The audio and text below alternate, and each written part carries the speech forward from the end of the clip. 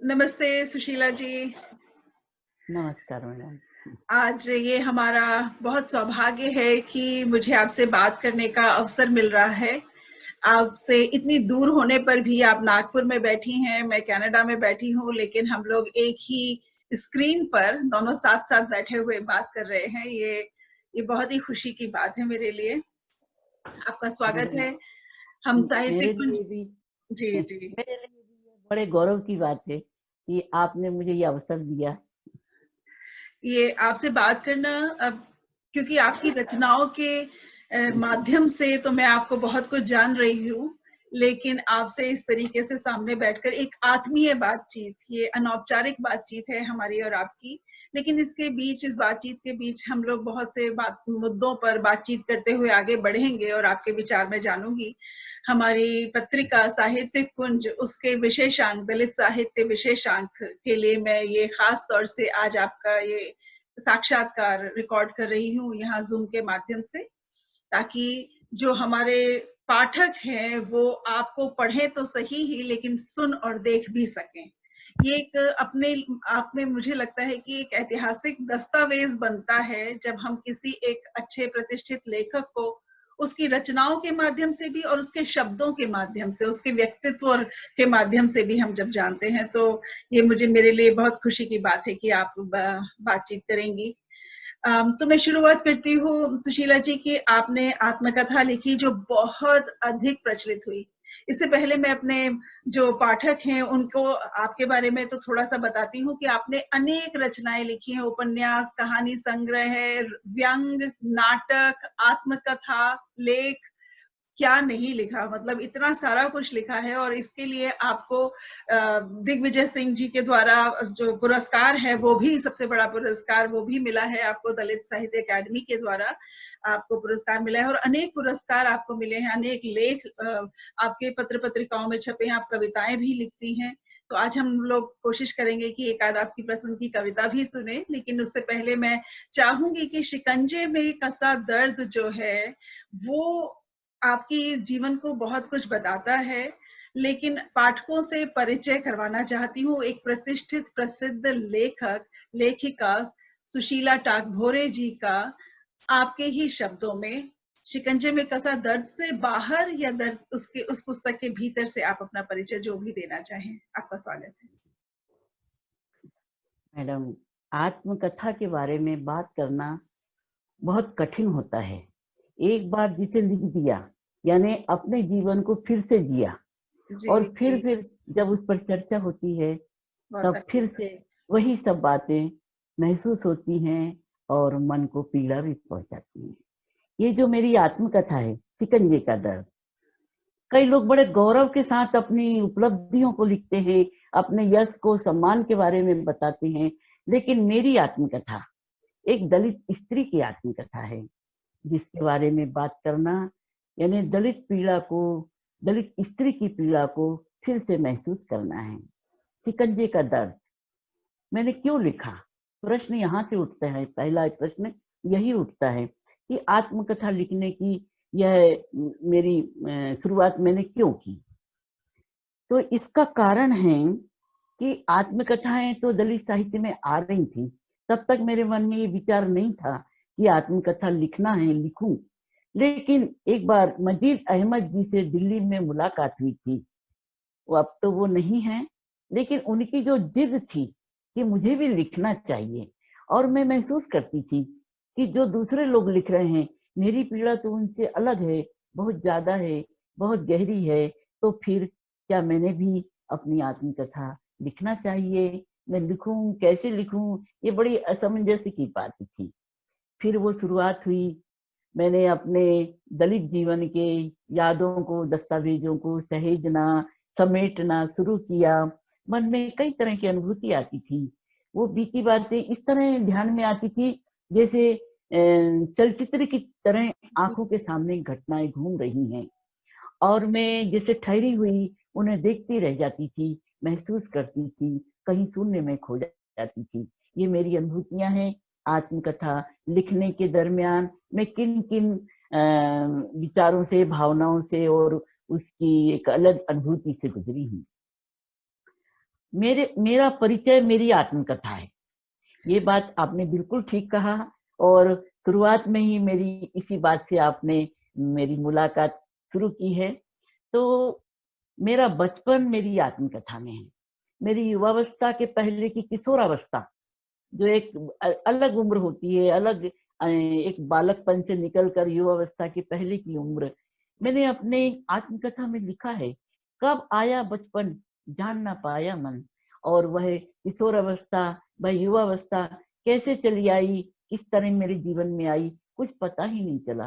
क्योंकि एक दलित स्त्री, वह भी एक बहुत छोटे गांव की, एक पिछड़े मध्य प्रदेश के एक छोटे गांव, होशंगाबाद जिले के सिवनी मालवा तहसील के एक गांव में मेरा जन्म। और वहां 1954 में जो वहां का वातावरण था, पूरी तरह से छुआछूत, भेदभाव, विषमतावादी, स्त्री पुरुष का भेद, स्त्रियां तो नगण्य हैं, उनका तो कुछ अस्तित्व ही नहीं है, जैसे कि वे चिड़ैया हैं, उड़कर अपने घर चली जाएंगी, यानी माता पिता के घर में उनका कोई अस्तित्व ही नहीं है। और विवाह के बाद भी जब बहू ससुराल में जाती है तो कितनी स्त्रियों को वह स्थान मिल पाता है जिसकी अभिलाषा लेकर वे ससुराल जाती हैं।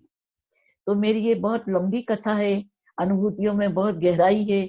जब भी मैं बात करती हूँ, कभी तो समझ नहीं पाती कि मैं क्या कहूंगी, और कई बार इतनी बातें याद आती हैं कि एक लंबा समय उसी में यानी लगा देना चाहिए, ऐसा महसूस होता है।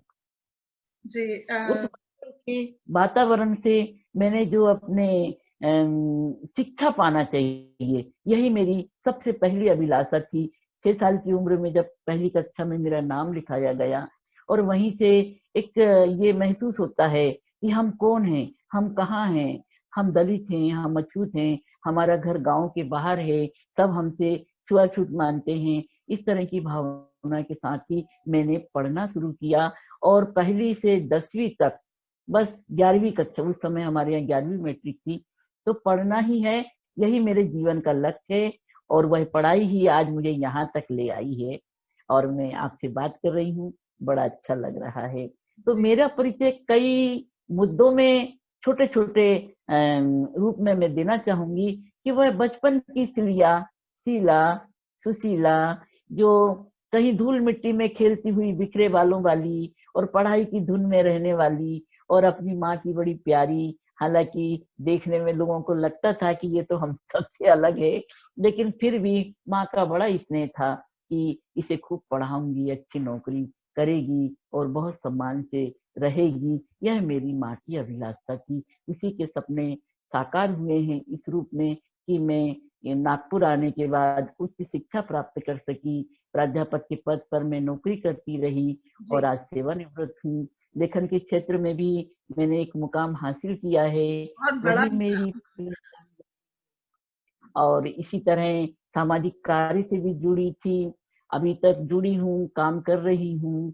घर परिवार समाज, लेखन प्रकाशन और कई यात्राएं, ये सब जीवन के अलग अलग आयाम हैं जिन पर मैं लगातार बढ़ रही हूँ। कहीं विरोधों का भी सामना करना पड़ता है, कहीं सहयोग भी मिलता है, और कई बार हमें अपने आप भी संघर्ष करना पड़ता है कि कई बार हम बहुत कुछ चाहते हैं और उतना प्राप्त नहीं कर पाते हैं, तो एक तरह की मानसिक पीड़ा से भी गुजरना पड़ता है।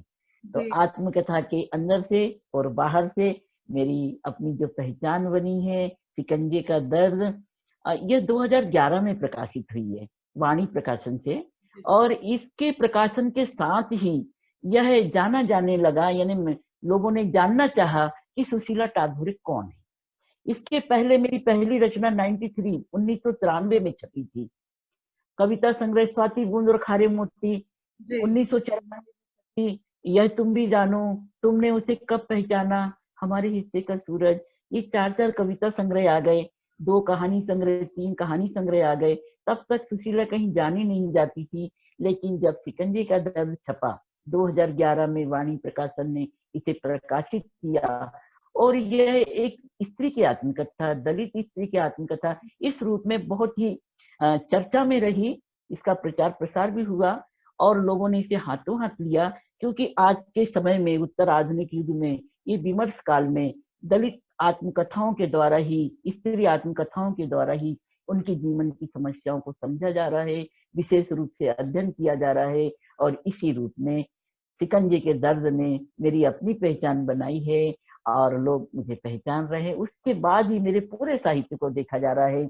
मेरा नाटक, उपन्यास, कहानी, कविता सभी पर गौर किया जा रहा है। पाठ्यक्रमों में किताबें लग रही हैं, मेरा परिचय लिया जा रहा है, शोध कार्य किए जा रहे हैं। ये मेरी अपनी पहचान बनी है।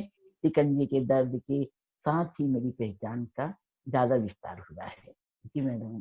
ये मुझे कभी-कभी जैसे जो आपने बताया वह मैं भी महसूस करती हूँ कि आपने जैसे कहा कि इतनी रचनाएं पहले आपकी प्रकाशित हो गई थी, लेकिन शिकंजे के दर्द के बाद से आपकी प्रसिद्धि और जो चर्चा में आना, ध्यान में लिया जाना, संज्ञान में लिया जाना, वो बाद में शुरू हुआ। और ये एक महिला की, पहले तो सबसे पहले ये लगता है महिला की, और फिर दलित महिला की आत्मकथा। ये कितने अजीब सी भी बात है हमारे साहित्य की और साहित्य प्रेमियों की, कि जो रचनाएं पहले आ रही थी वो भी आपके उसी जीवन के अनुभवों के खंड होते हैं। कहानी, उपन्यास, कविताओं में लेखक उपस्थित रहता है, लेकिन जब तक पूरे पीड़ा का जैसे महाकाव्य जब तक नहीं लिख दिया गया, उस पीड़ा के महाकाव्य में उतरने की बात नहीं बनी। और सही बात तो ये भी है कि एक दलित विमर्श के माध्यम से जो चर्चा चलनी शुरू हुई थी, उसके माध्यम से जो जो चीजें आई उसकी वजह से भी ये चर्चा में आई। तो ये थोड़ा सा अजीब भी बात है कि जो पहले की रचनाएं थी वो नहीं ध्यान में ली गई। लेकिन साथ ही एक बात ये भी लगती है कि दलित साहित्यकार को मतलब आप प्रतिष्ठित लेखिका हैं, आप अपने अनुभवों को लिख रही हैं, आप अपने भोगे हुए सच को, यथार्थ को लिख रही हैं। उसको हमने दलित साहित्य, जब तक आपने आत्मकथा नहीं लिखी और दलित जीवन का उस तरीके से विवेचन नहीं किया, तब तक वो बात नहीं आई। तो दलित साहित्य का अलग से आना, मुख्य धारा के साहित्य में दलित साहित्य को अलग से लाया जाना, क्या ये आवश्यक लगता है, या आपकी पहचान? मेरी नजर में आप एक प्रतिष्ठित साहित्यकार हैं जो दलित जीवन के मुद्दों पर लिखती हैं, लेकिन हम क्या दलित साहित्य और हमारा मुख्य धारा का साहित्य इस प्रकार से बांट कर देखना, आपको क्या लगता है? इस बारे में आपके क्या विचार हैं? दलित साहित्य लिखा गया सबसे पहले मराठी भाषा में, जी और उसकी शुरुआत मानी जाती है 1960 के दशक से। जी, इसके 1922 पहले में से वो स्कूल वगैरह बनना लगना शुरू हो गए थे और तभी से शुरुआत हो गई थी। जी जी जी जी और मराठी महाराष्ट्र में जो बाबा साहब अम्बेडकर का आंदोलन की कर्म भूमि थी, तो यहाँ का तो बच्चा बच्चा जानता था कि दलितों का लेखन यानी क्या, दलित लेखन। जी लेकिन जब ये हिंदी क्षेत्र में गया 1980 के दशक में, तब हिंदी के लोगों ने इसका बहुत विरोध किया। साहित्य भी कभी दलित होता है? साहित्य को बांटना क्या अच्छी बात है? ये दलित अपनी अपनी दुकानदारी लगा रहे हैं। इस तरह की भाषा बोली जाती थी और गाली देकर बोली जाती थी। तो ऐसे समय में 80 के दशक से ही हमने महसूस करना शुरू किया था कि हम जो लिख रहे हैं, जो हमारे लोग मूवमेंट से जुड़े लोग लिख रहे हैं, किस तरह से उसको नकारा जा रहा है। मैं 1986 में एमए करने के बाद पीएचडी के लिए जो शोध कार्य के लिए विषय लेना चाहती थी, वो दलित साहित्य लेना चाहती थी। दलितों द्वारा लिखा गया साहित्य में दलित जीवन, दलित चेतना, इस प्रकार से। तो हमारे यहाँ नागपुर यूनिवर्सिटी में सीधा विरोध किया गया कि आप दलित पर क्या लिखोगी, आपका विषय स्वीकार नहीं किया जाएगा, आपको मैटर ही नहीं मिलेगा। क्योंकि 1986 के समय तक, 1986 से 90 के बीच में दलित लेखन कम हुआ था, लेकिन 90 के बाद फिर बहुत तेजी से संग्रहों के रूप में कविता संग्रह, कहानी संग्रह, बड़े बड़े काव्य खंड का यानी अलग अलग बड़ी किताबें आना शुरू हो गया था।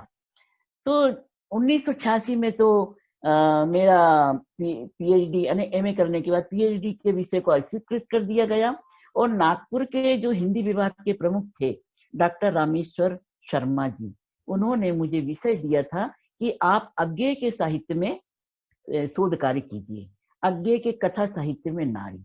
यह विषय मुझे लेना पड़ा और इसी के आधार पर मैंने स्त्री जीवन का विस्तार के साथ अध्ययन किया।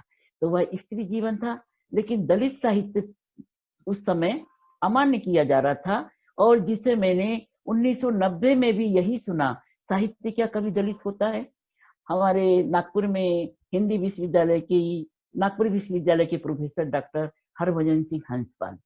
उनके यहाँ अक्सर मैं और टागोर जी जाते थे, घंटों चर्चा होती थी साहित्य पर, साहित्यकारों पर बातचीत, उससे कई तरह का ज्ञान भी मिलता था, कई आपस के वाद विवाद भी पता चलते थे। तो उन्होंने भी यही कहा था कि ये सब बकवास है, दलित साहित्य कुछ नहीं है। यानी 90 में भी हिंदी स्थापित दलित जो स्थापित मुख्य धारा के साहित्यकार थे, उनका विरोध भाव था।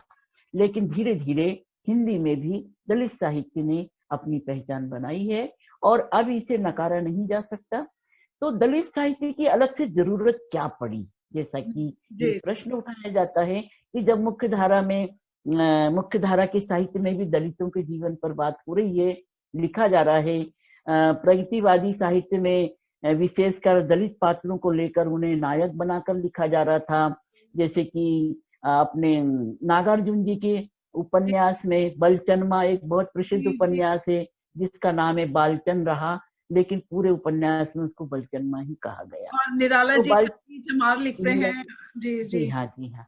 तो ये यहाँ प्रेमचंद जी ने लिखा, जो भी गोदान में दलित पात्र हैं, और भी उनके उपन्यासों में दलित पात्र हैं। लेकिन मैं चूंकि दलित साहित्यकार, केवल दलित साहित्यकार होना यानी कि उस चेतना को पहचानना, उस मूवमेंट को पहचानना जिसके तहत ये साहित्य लिखा जा रहा है। तो यहाँ प्रेमचंद निराला जी के साहित्य की बात जब हम करते हैं तो उसी को दलित साहित्य कह दिया जाता है। और जब कोई शोधार्थी दलित साहित्य पे शोध कार्य करना चाहता है तो उनके मार्गदर्शक गाइड उन्हें प्रेमचंद के साहित्य तक ही दलित जीवन की बात बताते हैं, मार्गदर्शन देते हैं कि यहाँ तक लिखो, उसके आगे की जानकारी वो नहीं देते हैं या देना नहीं चाहते हैं। तो यह एक लंबे समय से चल रहा है इसी तरह से। तो प्रेमचंद का साहित्य दलित साहित्य माना गया और अम्बेडकरवादी विचारधारा से लिखा गया साहित्य दलित साहित्य है। दोनों में क्या अंतर है? दोनों में यही अंतर है कि प्रेमचंद जी और उस काल के गांधीवादी विचारधारा से दलित जीवन पर लिखने वाले सभी साहित्यकार, उनके साहित्य में दलित जीवन का चित्रण हुआ है। जो दलित शोषित पात्र हैं वो किस तरह व्यथा में रहते हैं, समस्याओं में जूझते हैं समस्याओं से, और किस तरह अभाव अपमान सहते हैं। लेकिन इसके आगे कोई राह नहीं बताई गई है कि वे पात्र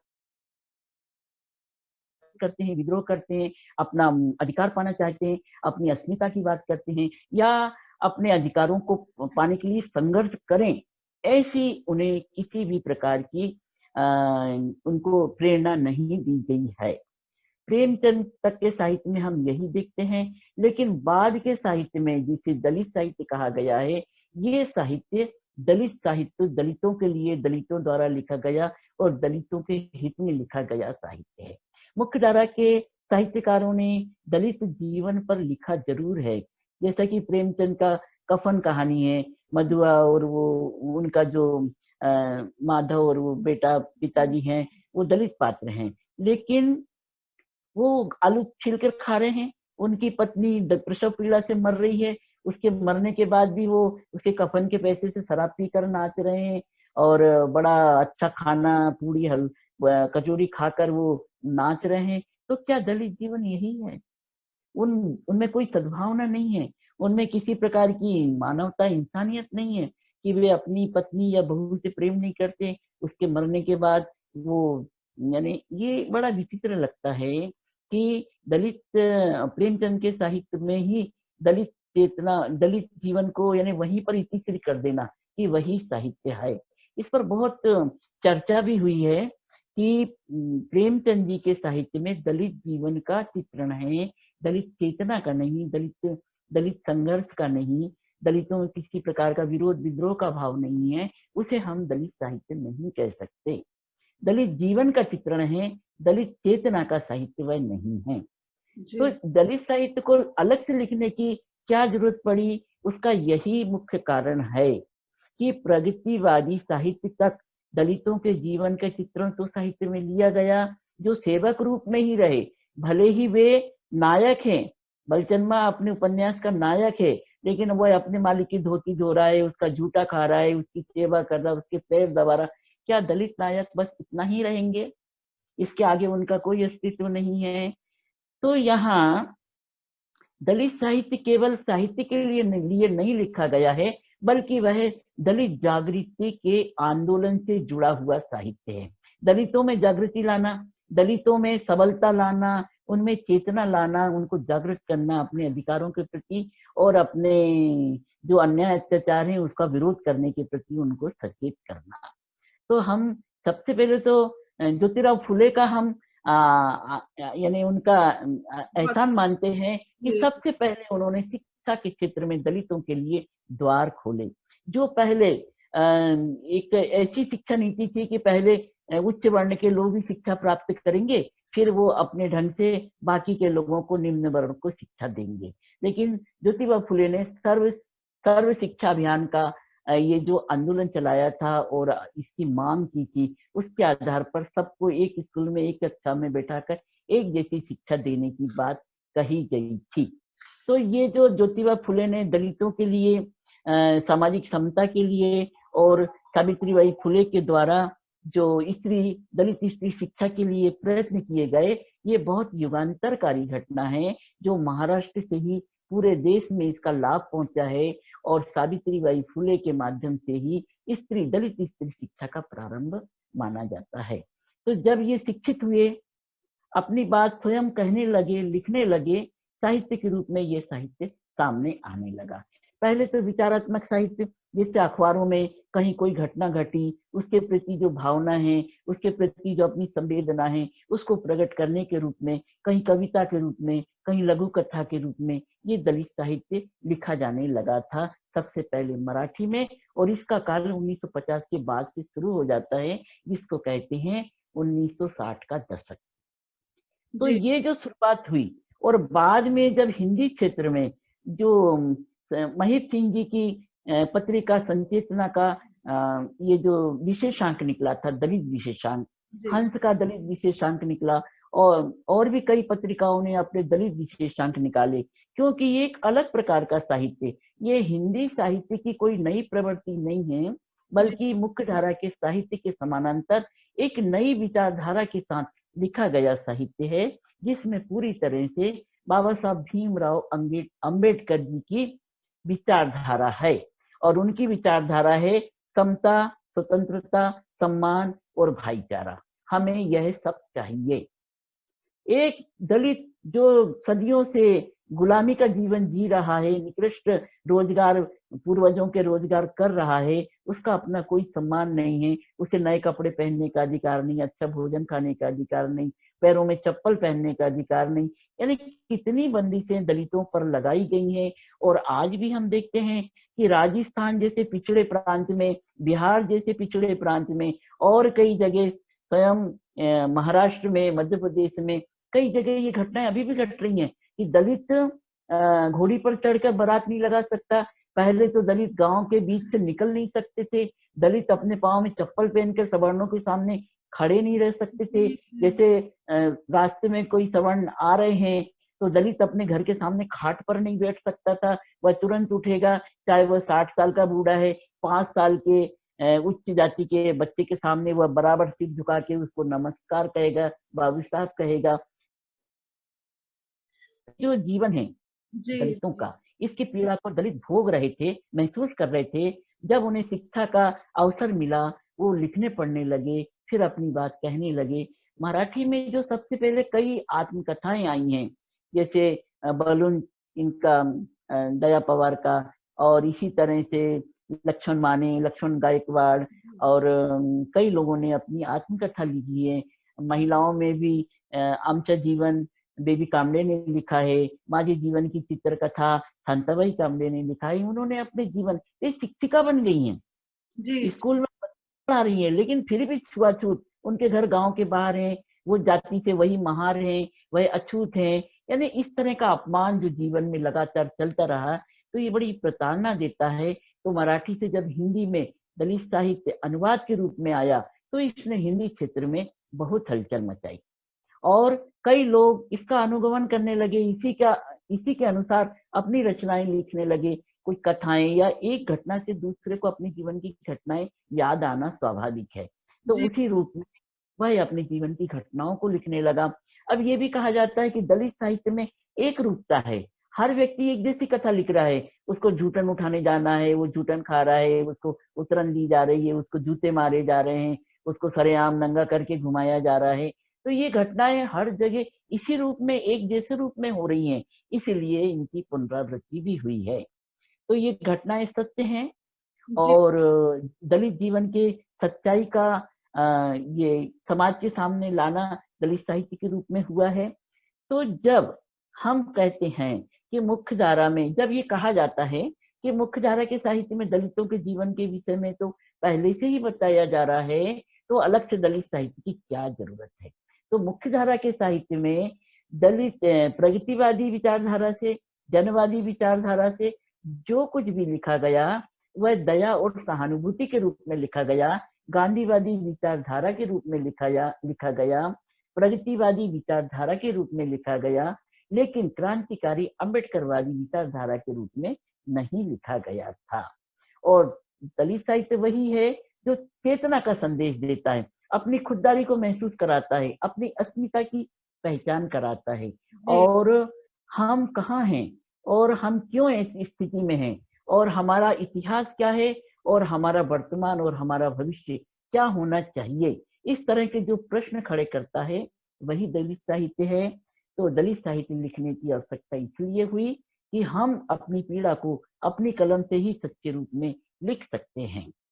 नहीं, बहुत जब अच्छा कहा आपने ये कि दलित जी, साहित्य चेतना आवश्यक है, क्योंकि वो दलितों के द्वारा दलित जीवन पर लिखा गया स्वानुभूत और साथ ही साथ चेतना को बदलने वाला, एक क्रांति चेतना में लाने वाला साहित्य होना चाहिए। तो यहाँ पर एक प्रश्न मैं आपसे पूछती हूँ, क्योंकि आप समाज में भी काम करती रही हैं, सामाजिक कार्यकर्ता रही हैं और इतना कुछ लिखा है आपने। अपना जीवन तो खैर बिल्कुल ही आमूल चूल बदल दिया, जहाँ से आपने वो सिलिया से, और एक बार मैंने आपकी कहानी में पढ़ा कि आपकी माँ या कोई शैलजा भी कहती थी आपको, तो वो भी मैंने शब्द देखा आपके उसमें। तो मैं आपसे ये जानना चाह रही थी कि अब इतने पिछले 30 वर्षों में जो जागृति की लहर एक तरीके से हम देखते हैं, चेतना में एक क्रांतिकारी परिवर्तन, लेखन हाँ, के स्तर पे भी, जीवन के स्तर पे भी, सामाजिक जीवन के स्तर पे भी, आरक्षण के माध्यम से, शिक्षा के समान अवसरों के माध्यम से बहुत कुछ जो समाज में बदलाव आया है, दलित समाज में जो बदलाव आया है, और हमें बहुत से लोग दिखाई दे रहे हैं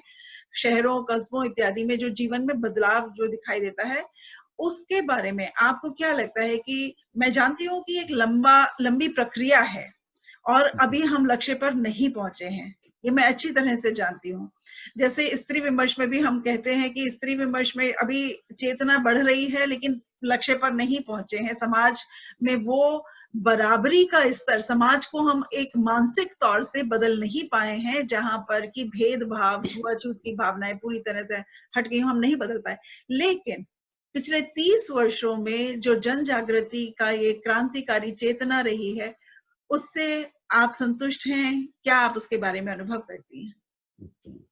ये बात सत्य है कि आ, इतना लंबे समय से, समझो 19वीं जो 1920 के बाद से ही ये जी, हलचल शुरू हो गई थी। कई बिल्कुल। लोग धर्म बदलने लगे थे। हिंदू धर्म में जो वर्ण भेद और जाति भेद, जी, यही सामाजिक विषमता का आधार है। जी, वर्ण भेद और जाति भेद, वर्ण व्यवस्था तो अब उस रूप में नहीं रही जैसे पहले समय में थी, लेकिन वर्ण से उत्पन्न जातियों का अभी भी अस्तित्व है, और जाति हर व्यक्ति के साथ चिपकी हुई है, जुड़ी हुई है। पैदा होने के साथ ही उसके माँ बाप की जाति के साथ बच्चे की जाति जुड़ जाती है, जी, और जी, मृत्यु के बाद भी कभी भी जब उसका नाम का उल्लेख होता है तो उस जाति के नाम के साथ ही होता है। तो 1928 के बीच 1920 के बाद लगभग 28 के आसपास इस तरह का धर्मांतरण रोकना शुरू हुआ था कि दलित वर्ग के लोग क्रिश्चियन और मुस्लिम बहुत बड़ी संख्या में बनने लगे थे। अब उस समय तो दलित नहीं कहेंगे, अछूत कहेंगे, कि जो छुआछूत थे, बहुत प्रताड़ित थे और बहुत अपमानित किए जाते थे और बड़े संघर्ष का अभाव का जीवन जीते थे, और उससे त्रस्त होकर वे कहीं क्रिश्चियन बन रहे थे, कहीं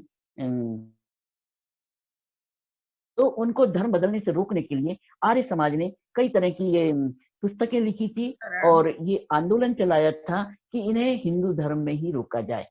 जी। तो वाल्मीकि नाम दिया गया उस समय कि महर्षि वाल्मीकि तुम्हारे गुरु हैं और तुम्हारे पूर्वजों के गुरु रहे हैं और तुम्हें इनको मानना है। महर्षि वाल्मीकि यानी जिन्होंने रामायण लिखी है, और महर्षि वाल्मीकि ने रामायण लिखी यानी भगवान राम लक्ष्मण सीता ये सब तुम्हारे भगवान है, तुम इनको मानो। तो ये प्रक्रिया उस समय भी थी और लगातार चलती रही, क्योंकि जो सद्भावना, जो मानवता की भावना कुछ लोगों में तो होती है, लेकिन अधिकतर लोग जाति के नाम पर, क्योंकि उसको धर्म का रूप दे दिया गया कि धर्म को मानना है तो तुम्हें ये जो समाज की व्यवस्था को मानना पड़ेगा जो विषमतावादी है, कि अछूत को नहीं छूना है, उसको देखना भी नहीं है, उसको देखना भी पाप है, या अछूत को अच्छे रूप में नहीं रहने देना है, अगर वो अच्छे रूप में रहता है तो वह भी पाप है। तो उस पाप से बचने के लिए वे सामाजिक विषमता को बनाए रखने की धारणा स्वीकार करती थी।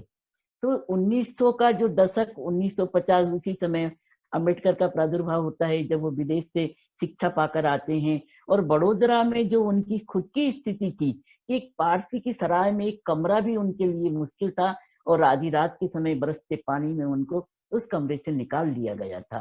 तो बाबा साहब अम्बेडकर, भीमराव अम्बेडकर जो विदेश से उच्च शिक्षा पाकर आए थे, उनकी यह स्थिति थी, तो सामान्य दलित जनों की क्या स्थिति होगी, यह बाबा साहब अम्बेडकर ने उस समय समझा था और इसीलिए उन्होंने ये बड़ा आंदोलन, सामाजिक परिवर्तन के लिए बड़ा आंदोलन चलाया कि दलितों को जागृत करना है, समाज व्यवस्था को विषमतावादी होने से बदलना है, उसे समतावादी समाज व्यवस्था बनाना है। तो बाबा साहब अम्बेडकर के प्रयत्न थे। संविधान में इतना जो सबको समानता के अधिकार दिए हैं, वहां तो कोई जाति की बात नहीं है, सबको एक समान नागरिक होने के अधिकार हैं, सबको एक समान जो समता स्वतंत्रता के अधिकार हैं, नौकरी के शिक्षा पाने के अधिकार हैं। लेकिन उसके बाद भी, हमारा लिखित संविधान होने के बाद भी समाज में अभी तक भी वह सब लागू नहीं हो सका है जो कि सबको एक साथ मिलना चाहिए। वह समतावादी भावना अभी भी समाज में नहीं आई है। तो 1950 से 1990 तक का हम समय देखते हैं तो छुआछूत का काल है, जाति भेद का काल है, जातिवाद का काल है। और 90 के बाद जो एक नया ये जो आंदोलन शुरू हुआ लेखन की दृष्टि से, समाज परिवर्तन की दृष्टि से, तो इसके बाद हमें थोड़ा परिवर्तन दिखता है कि लोग पढ़ने लगे थे, शिक्षा पाने लगे थे, अपनी योग्यता के अनुसार वे अच्छी नौकरी भी करने लगे थे। तो उनके भी एक लंबे प्रकरण हैं कि जहां जहां वे जाते थे जाति की खबर उनके जाने के पहले पहुंच जाती थी, और कौन चमार जाति का शिक्षक आया है उसके पहले ही उसका बहिष्कार शुरू हो जाता था, क्योंकि उत्तर भारत में चमार जाति के लोग बाबा साहब अम्बेडकर की विचारधारा से जल्दी जुड़ गए। महाराष्ट्र में महार जाति के लोग, क्योंकि वो बाबा साहब अम्बेडकर की जाति के थे और अपना नेता मानकर वे उनके पीछे बिल्कुल चल लिए थे। लेकिन कुछ जातियां ऐसी हैं जो महात्मा गांधी की विचारधारा से जुड़ी थी, और जैसे मध्य प्रदेश, राजस्थान, बिहार, बाकी की जगह उनको हरिजन नाम दे दिया गया था, जाति का नाम ना देकर उनको हरिजन का नाम, कि कोई उन्हें चमार भंगी ना कहेगा, हरिजन कहेंगे। तो हरिजन आंदोलन चलाया गया जिसका आधार यही था कि हरिजन अपना पैतृक काम करता रहेगा, बस ये है कि समाज में उनको दया सहानुभूति के साथ सम्मान दिया जाएगा, बाकी जीवन में कोई परिवर्तन नहीं। तो ये हरिजनवाद से जुड़ने के बाद लोगों का बड़ा नुकसान हुआ कि वह हरिजन आज तक भी हरिजन ही बने हैं, उनमें किसी प्रकार की चेतना, विरोध, विद्रोह और अपने अधिकारों को पाने के लिए संघर्ष और अपनी स्थिति से आगे बढ़ जाने की एक उन्नति की बात अभी भी उनके जीवन से नहीं जुड़ पाई है। मैं स्वयं मध्य प्रदेश की हूँ, गांधी वाली विचारधारा के क्षेत्र की हूँ, और मुझे भी बचपन में स्कूल में हरिजन नाम दिया गया था, सुशीला हरिजन। लेकिन जब विवाह के बाद में महाराष्ट्र में आई और मैंने यहाँ देखा, दलित पेंटर उस समय बड़े उग्र रूप में यहाँ समाज परिवर्तन का काम कर रहा था, सामाजिक आंदोलन का वो चला रहे थे, उनकी उग्रता को देखकर तो मैं तब डरती थी कि ये लोग तो बहुत तेज हैं, समाज में बड़ा परिवर्तन करना चाहते हैं। लेकिन धीरे धीरे मुझे समझ में आया कि हमारे समाज की जो रूढ़ियां हैं, जो परंपराएं हैं, धर्म के नाम पर, मनुस्मृति के नाम पर जो भेदभाव की बातें हैं, इन्हें तोड़ने के लिए हमें अधिक बड़ी हुंकार की जरूरत है, तभी हम इनसे मुक्ति पा सकते हैं। तो ये परिवर्तन जो आज हम जिसकी बात कर रहे हैं वह ऐसे ही नहीं आया है। मेरा ये सब बातों का उल्लेख करने का यही उद्देश्य है कि 1920 से 50 के बीच में हम देखते हैं, 50 से 90 के बीच में देखते हैं, और 90 के बाद हम आज यहाँ 2020 में सामाजिक परिवर्तन की बात कर रहे हैं। मैंने अपनी आत्मकथा में लिखा है कि जब मैं सन 2000 के बाद अपनी कॉलेज की प्राध्यापिकाओं को अपने घर भोजन के लिए निमंत्रित करती हूँ, तो 13 में से 3 प्राध्यापिका आती हैं। उनमें से भी एक का व्रत था, और 2 महिलाओं ने जो खाना खाया वो ओबीसी समाज की थी, अपने आप को बहुत यानी प्रोग्रेसिव बताती थी, और इस तरह से उन्होंने जाति भेद को तो नहीं माना, लेकिन क्या उनके मन से ये भावना निकल पाई कि मैं किस जाति की हूँ, और वे मेरे घर खाकर मेरे ऊपर एहसान कर रहे हैं। इस बात को मैंने स्वीकार करना चाहिए। तो ये जो स्थिति है सामाजिक भावना की, मानसिकता की, वह कहीं भी गई नहीं है। आज भी हम साथ में खाना खा लेते हैं। अभी तो विश्व स्तर पर सेमिनार हो रहे हैं, कार्यक्रम होते हैं, हम सब एक दूसरे से जुड़ रहे हैं, और वो जाति भेद और ये सब वर्ण की बातें तो बहुत पीछे रह जाती है। लेकिन फिर भी सहज रूप में यदि किसी गैर दलित या उच्च जाति के व्यक्ति के घर जाकर हम ये नहीं भूल पाते हैं कि हम पिछड़ी जाति के हैं, निम्न जाति के हैं, ये भावना अभी भी समाज में है। तो मैं अपने लेखन, अपने सामाजिक कार्य और अपने जो अनुभव हैं उसके आधार पे मैं निष्कर्ष रूप में यही कहूंगी कि सामाजिक परिवर्तन आया है। जैसे मैं प्राध्यापिका रही हूँ, मैं सवर्ण प्राध्यापिकाओं के घर जाती थी, उनके हॉल में, किचन में नहीं जाती थी, हॉल में पहले रूम में बैठकर हम बातचीत करते थे, साथ में खा भी लेते थे। लेकिन ये खाना तक, छूने तक ही सीमित रहा है। हम अगर चाहें कि हमारे बेटा बेटी की शादी उनके बेटा बेटी के साथ हो, तो ये असंभव बात है। अभी भी जातियों को बनाए रखने के लिए ये बड़ी नियम की बात है कि जाति से बाहर जाना गलत है, गैर कानूनी है। कानून तो कहता है जाति नाम की कोई चीज नहीं है, सब इंसान बराबर हैं। लेकिन सामाजिक जो नियम है जाति भेद के, उसको बनाए रखने के लिए अंतर जाति विवाह को अभी भी स्वीकार नहीं किया जाता है। कितनी घटनाएं हो गई हैं कि सवर्ण लड़की दलित लड़के से प्यार करती है, तब उस दलित लड़के को तो जान से मारा जाता है, उस सवर्ण लड़की को भी जान से मार देते हैं कि उसने इतना बड़ा दुस्साहस कैसे किया।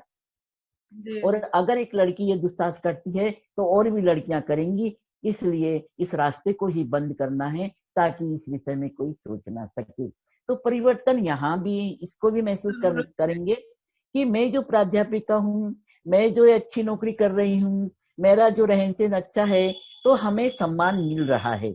लेकिन मेरी ही जाति के वे लोग जो अभी भी सफाई का काम कर रहे हैं, हमारे घर के सामने जो आसपास झाड़ू लगा के जाते हैं, तो क्या उनके प्रति लोगों के मन में वो भावना आ पाती है जो मेरे प्रति भावना है, या उस सफाई वाले की प्रति जो भावना है? दोनों में बहुत अंतर है।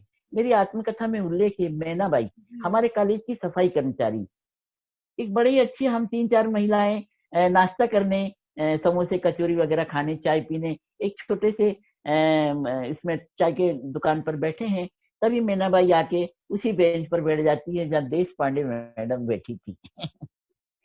तो ये महसूस किस तरह होता है मैडम, किस तरह दिल को कचोट जाती है वह स्थिति कि मैना बाई के साथ जो भेदभाव किया जा रहा है, वही भेदभाव ना दर्शाते हुए भी वही भेदभाव आज भी मेरे साथ है।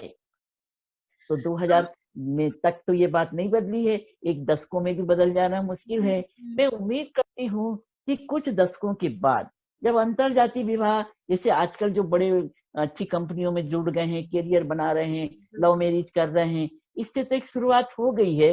लेकिन फिर भी जब लोग जाति भेद ना देखकर केवल इंसान को देखकर, पहचान कर, या एक उत्तम पात्र देखकर विवाह बच्चों के बीच में करेंगे, तब ये सामाजिक विषमता की भावना खत्म होगी, और तभी उम्मीद की जा सकती है कि समाज में विषमता भाव आएगा और जाति भेद पूरी तरह से मिट जाएगा।